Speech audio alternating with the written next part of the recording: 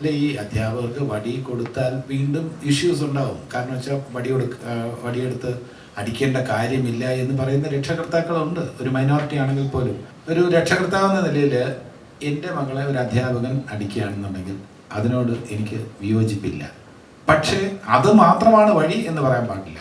ഇപ്പം ചൂരലുമായിട്ട് വരുന്ന അധ്യാപകൻ ആ വടിയുടെ സ്ഥാനം നഷ്ടപ്പെട്ടിരിക്കുകയാണ്, അതിൻ്റെ ആവശ്യമില്ല എന്ന് വാദിക്കുന്നവരുണ്ട്. എന്നാൽ പഴയതുപോലെ ആ വടി വേണമെന്ന് വാദിക്കുന്നവരുമുണ്ട്. ഇതൊക്കെ ഒരു അന്തരീക്ഷം അനുസരിച്ച്, ആ സ്കൂളിൻ്റെ അറ്റ്മോസ്ഫിയർ അനുസരിച്ച്, ആ സ്കൂള് പിന്തുടർന്ന് വരുന്ന വഴികൾ അനുസരിച്ച് ചെയ്യാമെന്നുള്ളത് കവിഞ്ഞ് വടി 100% ഉപേക്ഷിക്കണം, അല്ലെങ്കിൽ വടി തിരിച്ചു കൊണ്ടുവരണം എന്നൊക്കെ പറയുമ്പോൾ ഈ വടി കാരണം അല്പം ഒന്ന് സ്ട്രോങ് ആയിട്ട് അടിച്ചു കഴിഞ്ഞാൽ, മുറിവുണ്ടായി കഴിഞ്ഞാൽ അതും പ്രശ്നമാണ്.